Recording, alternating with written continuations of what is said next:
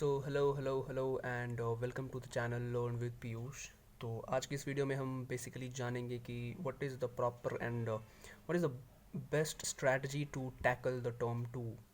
Specially today we are going to talk about the physics कि physics में हम term to में किस तरीके से पेपर दें कि हमारा बेस्ट से बेस्ट स्कोर आए। ठीक है, तो कुछ एक पॉइंट्स हैं, दो तीन पॉइंट्स हैं, वो उसके बारे में हम डिस्कस करेंगे धीरे धीरे। सो सबसे पहले जिस सब्जेक्ट के बारे में आज हम जानने वाले हैं कि कैसे पढ़ा जाए, ठीक है, वो है फ़िज़िक्स। तो फ़िज़िक्स होता क्या है? बेसिकली फ़िज़िक्स एक ऐसा सब्जेक्ट है जिसको समझने के लिए, जिसको पढ़ने के लिए एक प्रॉपर वे चाहिए होता है, प्रॉपर तरीका। वो तरीका क्या है कि फ़िज़िक्स एक ऐसा सब्जेक्ट है जिसमें कि आप हर चीज़ को याद नहीं कर सकते, ठीक है। यस, फॉर्मूले you will have to memorise it, but आप जो बोलोगे कि कंसेप्ट थ्योरी हम याद कर लें उससे काम हो जाएगा, नहीं हो पाएगा, ठीक है। फिज़िक्स एक ऐसा सब्जेक्ट है जिसमें कि सबसे पहले तो आपकी अंडरस्टैंडिंग होनी चाहिए सब्जेक्ट पे, ठीक है। कि कोई भी अगर टॉपिक हम पढ़ रहे हैं, सपोज हम वेलोसिटी पढ़ रहे हैं, तो वेलोसिटी क्या होता है हमें फील करना आना चाहिए कि वेलोसिटी एक्चुअली में होता क्या है, ठीक है। व्हाट इज़ वेलोसिटी, वो चीज़ हमें आना चाहिए, तभी हम फिज़िक्स को फिज़िक्स की तरह पढ़ पाएंगे, ठीक है। तो बेसिकली आज इस वीडियो में मैं तुम्हें बताऊंगा strategy with respect to term two, ठीक है। टर्म टू में जितना सिलेबस आ रहा है उस हिसाब से, and I would suggest a book also. तुम लोगों को एक बुक भी बताऊंगा जो कि तुम्हें हेल्प करेंगी ऑब्वियसली। तो ठीक है, स्टार्ट करते हैं सीधा। तो फिज़िक्स में सबसे पहले देखो, फिज़िक्स पढ़ने के लिए तुम्हें आना चाहिए, मतलब किस किस टॉपिक पे बेसिक तुम्हारा कमांड होना चाहिए। वो पहला है, तुम्हें एक चीज़ आनी चाहिए, that is called basic maths, ठीक है। बेसिक मैथ्स मतलब कि तुम्हें बेसिक चीज़ें आनी चाहिए मैथ्स की। मैं नहीं कह रहा कि मैथ्स में प्रो होना है तुम्हें, ठीक है। बेसिक चीज़ें like differentiation, integration, basic integrations, basic differentiation, है ना। बेसिक कैलकुलस का तुम्हें आना चाहिए, है ना। तो ये छोटी छोटी चीज़ें हैं ना। बेसिकली अगर ट्वेल्थ की बात करूँ तो डिफरेंशिएशन और इंटीग्रेशन अगर तुम्हें अच्छे से आता है तो एवरीथिंग विल बी क्लियर। बाद बाकी बेसिक मैथमेटिक्स सबको आता है ना। तो बेसिक मैथ्स पे तुम्हारा कमांड होना ही चाहिए, ठीक है, नंबर वन। नंबर टू, तुम्हारे अंदर एक क्वालिटी होनी चाहिए, दैट इज़ कॉल्ड अंडरस्टैंडिंग। अब अंडरस्टैंडिंग मतलब बोलोगे भैया अंडरस्टैंडिंग मतलब तो समझना होता है किसी टॉपिक को, वो तो हम समझ ही जाते हैं। अंडरस्टैंडिंग का मतलब यहाँ पे मेरा है कि understanding is like feel feel the topic. जो टॉपिक तुम पढ़ रहे हो उसको फील करो कि वो टॉपिक है क्या, उसको रियल लाइफ से रिलेट करो। जब तुम फिज़िक्स इस तरीके से पढ़ोगे, फिज़िक्स तुम्हारे दिमाग में हमेशा हमेशा के लिए बैठ जाएगा, ठीक है, and you will never forget it. तो ये इनिशियली बेसिक चीज़ें थी जो कि मैंने बताई कि फ़िज़िक्स पढ़ने से पहले तुम्हें ये चीज़ें ध्यान में देनी चाहिए, ठीक है। अब हम बात करते हैं कि टर्म टू के हिसाब से मुझे कैसे पढ़ना चाहिए, करेक्ट। तो देखो, टर्म टू में क्या है। टर्म टू में अभी तुम लोगों को सिलेबस का सबको आइडिया है कि सिलेबस कितना आना है, नहीं आना है, ठीक है। नहीं पता है तो मैंने एक वीडियो बनाया है नीचे, या फिर मैं डिस्क्रिप्शन में डाल दूंगा उस वीडियो का लिंक, तुम जाके देखना, करेक्ट। एंड तो चलो ओवरऑल मैं बताऊँ तो फिज़िक्स में तुम ये मान के चलो कि 50% सिलेबस तो टर्म वन में आ गया, 50% आ रहा है तुम्हारा टर्म टू में, ठीक है। टर्म टू में जिसमें कि मैक्सिमम चैप्टर्स जो हैं वो बुक टू से हैं। लाइक एनसीईआरटी की दो बुक होती है, दोनों में से पार्ट सेकंड में मैक्सिमम चैप्टर्स हैं। फॉर एग्जांपल में रे ऑप्टिक्स है, वेव ऑप्टिक्स है, सेमी कंडक्टर्स हैं, ये बेसिक बेसिक चैप्टर्स है। एक है ईएमआई है, इलेक्ट्रोमैग्नेटिक इंडक्शन, जो कि फर्स्ट बुक का है, तो वो आ रहा है आप लोग के सिलेबस में, ठीक है। अब देखो, मेरा जो पर्सनल एक्सपीरियंस है फिज़िक्स के बारे में, मैं वो बता रहा हूँ कि जैसे कि बोर्ड के रिस्पेक्ट से बता रहा हूँ मैं, बोर्ड के रिस्पेक्ट से, ठीक है, कि बोर्ड में किस तरीके से होना चाहिए। सबसे पहले तो बोर्ड में इम्पॉर्टेंट है, वो चीज़ है आपका आंसर राइटिंग, ठीक है। अगर तुम लोग को ये वीडियो स्लो लग रही है तो तुम लोग इंटू 2x के स्पीड में या फिर इंटू 1.5x के स्पीड में देख सकते हो, ठीक है। Answer writing, this is the most important part, ठीक है।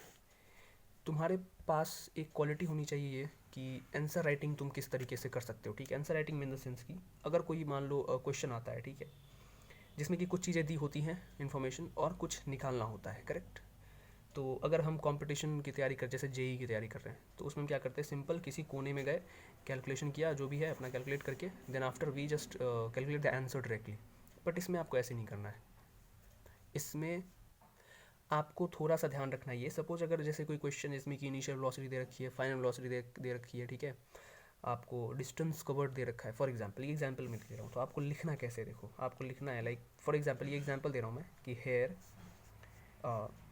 इनिशियल वेलोसिटी, ठीक है, u इक्वल टू मान लो x मीटर पर सेकेंड, ठीक है, then after final velocity, final velocity comma then after v and this is suppose y metre पर सेकेंड, ठीक है, डिस्टेंस ट्रैवल्ड,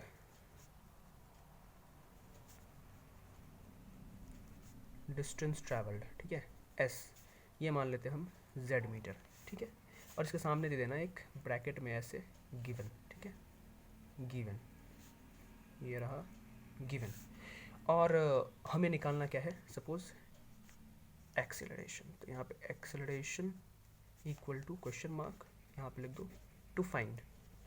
ये क्या है ना, ये basically I know quite boring है but board is all about this, ठीक है, board is all about this. If you represent your answer like this, अगर तुम अपने आंसर को इस तरीके से रिप्रेजेंट करते हो ना, trust me nobody is going to deduct a single mark, in fact अगर बस चले तो एक मार्क ज़्यादा दे देगा तुम्हें, समझ रहे हो, क्योंकि इसमें टीचर को पढ़ने में समझने में आसानी हो रही है, ठीक है। तो इसमें बोर्ड में हमें मेक श्योर करना होता है कि टीचर को कंफर्टेबल करो, ऐसा नहीं है तुम्हारा पेपर, तुम्हारा आंसर शीट देखे टीचर और उनको मतलब उसका लाइक उनका दिमाग कहीं और ही फिर जाए कि भाई क्या लिखा है ये। तो हैंड राइटिंग आपकी अच्छी होनी चाहिए, ठीक है, hand writing is also like ठीक है, समझ आ जानी चाहिए, नॉट दैट गुड उतना मैं नहीं कह रहा, बट समझ आ जानी चाहिए, ठीक है।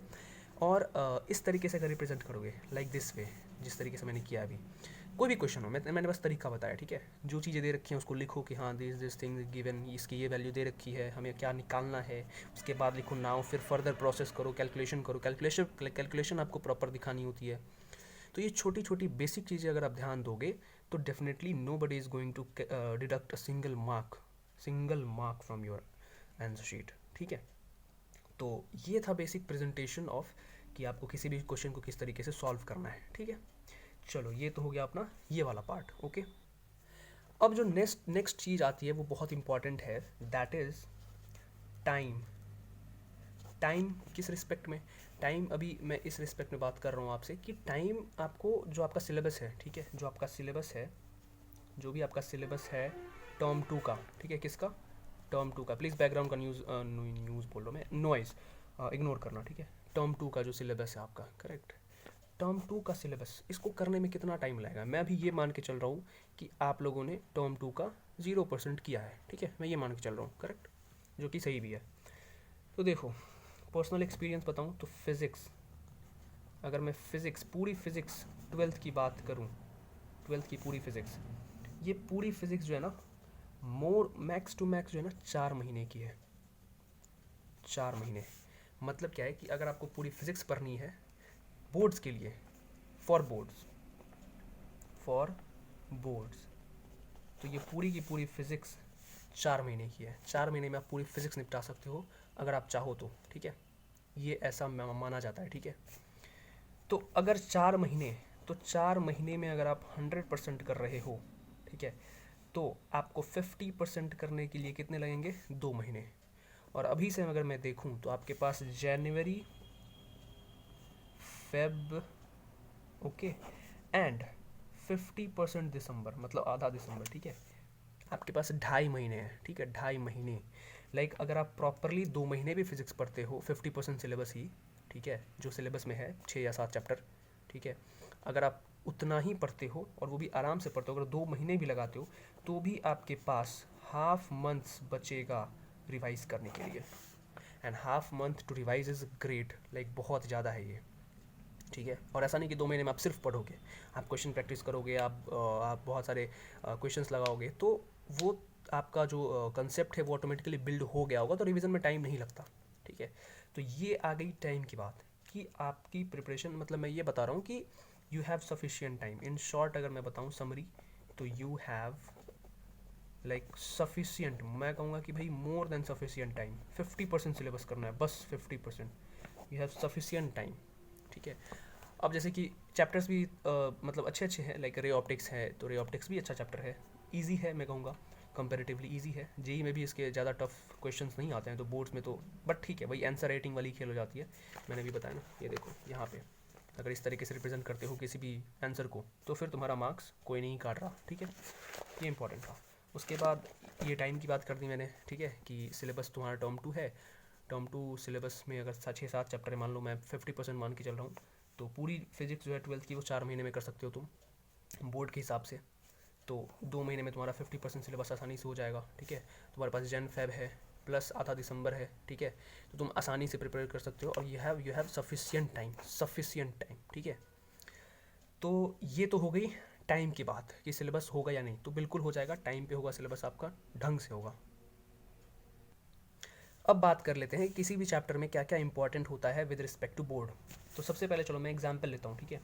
मैं I am taking a example of a chapter, ठीक है। मैं एक एग्जाम्पल लेता हूँ चैप्टर का। एक चैप्टर बहुत प्यारा चैप्टर है, that is obviously ray optics for example. Okay, ray optics. Ray optics में मैक्सिमम चीज़ें क्या है, थ्योरी भी है, थ्योरी भी है, and formulas, formulas I would say कि फॉर्मूलेज से ज़्यादा जो है ना थ्योरी पार्ट है, कि आपको किस डायरेक्शन में नेगेटिव लेना है, किस डायरेक्शन में पॉजिटिव, मतलब किस तरफ पॉजिटिव लेना है, नेगेटिव लेना है, बेसिक चीज़ें हैं, ठीक है। तो आपको इसमें माइनर चीज़ें हैं जो कि ध्यान में रखनी होंगी, प्लस आपको मोस्ट इंपॉर्टेंट चीज़ जो है वो है डेरिवेशन।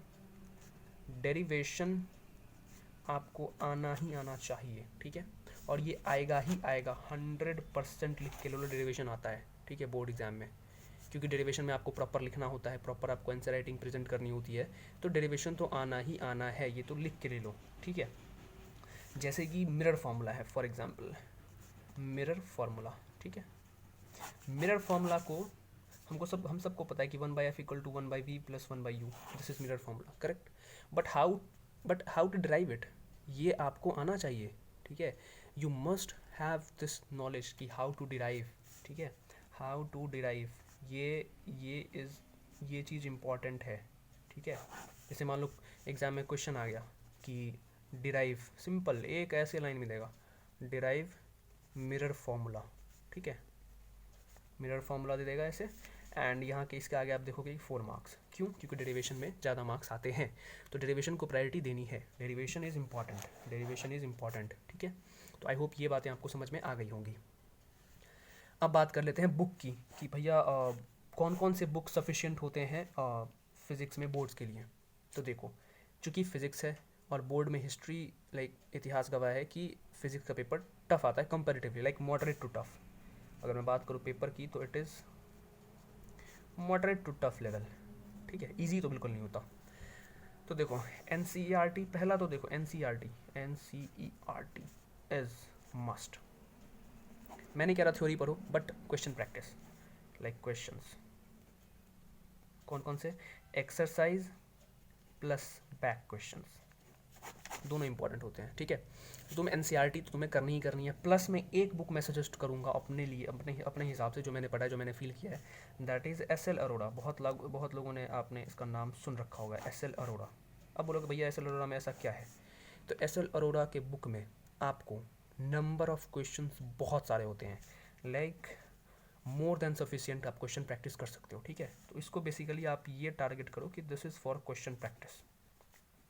भाई देखो ये है फिजिक्स, ठीक है, तो थोड़ी एक्स्ट्रा एफर्ट तो डालनी पड़ेगी, प्लीज़ इग्नोर अगर ये स्पेलिंग गलत है, पता नहीं, मुझे नहीं आता, तो एक्स्ट्रा प्रैक्टिस करनी पड़ेगी। और SL. Arora book I would suggest कि तुम्हें लेनी चाहिए, क्योंकि इसमें नंबर ऑफ क्वेश्चंस बहुत ज़्यादा होते हैं, बहुत ज़्यादा। अगर तुम उसके क्वेश्चंस प्रैक्टिस कर लोगे, एंड मोस्ट इंपॉर्टेंटली वो बोर्ड के लेवल के हिसाब से है बुक, ठीक है, तो आपको बोर्ड उसमें आंसर राइटिंग का आपको पता चलेगा किस तरीके से आंसर लिखनी है, ठीक है, ये वो। अब कई बच्चे पूछेंगे कि भाई एच.सी. वर्मा क्या है, तो एच.सी. वर्मा देखो, एच.सी. वर्मा आई वुड से कि बोर्ड के हिसाब से एच.सी. वर्मा इज़ थोड़ा ज़्यादा हो जाता है, ठीक है, थोड़ा ज़्यादा। अगर आप एनसीईआरटी और एस.एल. अरोड़ा बहुत अच्छे से कर रहे हो, तो आई डोंट थिंक कि आपको कोई दिक्कत आनी चाहिए बोर्ड एग्जाम में फिजिक्स में, आई डोंट थिंक, ठीक है। अगर अगर आप जेई के बच्चे हो तो फिर आप एच.सी. वर्मा बनाओ, नहीं तो I think NCERT and SL. Arora more than sufficient, ठीक है। तो एस.एल. अरोड़ा बुक अगर किसी के पास है तो अच्छी बात है, नहीं है तो मैं नीचे लिंक डिस्क्रिप्शन में डाल दूंगा, वहाँ से तुम डायरेक्टली परचेज कर सकते हो बुक, ठीक है। तो ये तो हो गई हमारी बुक की बात। अब बात आती है कि प्लान कैसे करें, कैसे पढ़ें, how to study in the sense कि कितने घंटे इस पर टाइम दें हम। देखो तुम्हारे पास 3 मेन सब्जेक्ट है पढ़ने के लिए बोर्ड के लिए, फिजिक्स, केमिस्ट्री, मैथ। अगर कोई मेडिकल का बच्चा है तो बायो, ठीक है, मैथ्स और बायो मतलब लाइक हम उसको अलग अलग कर रहे हैं ऐसे करके, ठीक है। तो फिज़िक्स की बात करूँ, तुम्हें ज़्यादा नहीं, अगर तुम पर डे 3 घंटे पढ़ रहे हो ना फिज़िक्स, 3 घंटे फिज़िक्स पढ़ रहे हो, ठीक है, तो I think that is sufficient. मतलब 3 घंटे, अगर उससे ज़्यादा भी तुम जा सकते हो अगर तुम्हारी कैपेसिटी है तो, बट 3 घंटे आई थिंक पर डे हिसाब से, 3 घंटे फिज़िक्स, 3 घंटे मैथ्स और 3 घंटे केमिस्ट्री, मतलब 9 घंटे 10 घंटे अगर पढ़ रहे हो तो तुम्हारे बोर्ड्स में मोर देन 98%, मैं तो कहूँगा 100% बिल कर सकते हो तुम, ठीक है। ये कोई नहीं रोक सकता। तो दैट इज़ द लाइक स्ट्रैटी कि कैसे पढ़ना है, और 3 घंटे वही पढ़ना है, 3 घंटे मतलब पढ़ना है, ठीक है। तो बस दैट्स इट। अनटिल अनलेस आपको प्रैक्टिस इज़ द की, मैं फिर से कहूँगा कि practice is the key, practice is the key. भाई प्रैक्टिस जितना करोगे उतना ज़्यादा क्वेश्चंस तुमसे सॉल्व हो पाएंगे, वैरायटी ऑफ क्वेश्चंस तुम बना पाओगे, ठीक है, और कमांड भी तुम्हारा उसी हिसाब से हो पाएगा, ठीक है। तो that is it for the video. I think इससे ज़्यादा मैं नहीं डाल सकता, जो भी है मैंने बताया आप लोगों को प्रॉपरली, ठीक है। मेन हमारा answer writing, this is important, ठीक है।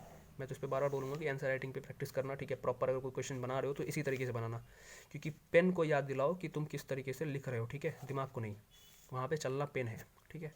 तो पेन को याद दिलाना मतलब लिख लिख के प्रैक्टिस करना, लाइक अगर कोई क्वेश्चन बना रहे हो तो इस तरीके से लिखो, ठीक है। अगर तुम्हें लगता है कि नहीं मैं एग्जाम में लिख दूंगा उस तरीके से तो फिर ठीक है, बट फिर भी मैं कहूँगा कि प्रैक्टिस करो उस तरीके से, ठीक है। तो बस आज की इस वीडियो के लिए इतना ही है, और अगर तुम्हें ये सीरीज़ पसंद आ रही है, लाइक आज फर्स्ट एपिसोड निकला फिजिक्स का, अगर तुम्हें पसंद आ रही है तो कमेंट में बताओ। मैं इसी तरीके से मैथ्स और केमिस्ट्री को भी एक्सप्लेन करूँगा for with respect to term 2, ठीक है। तब तक के लिए अपना ख्याल रखो, पढ़ाई करते रहो, all the very best. And अगर आप तुम नए हो चैनल पे तो सब्सक्राइब करो, एंड लोगों के साथ शेयर करो, एंड कमेंट करो, ठीक है। चलो बाय।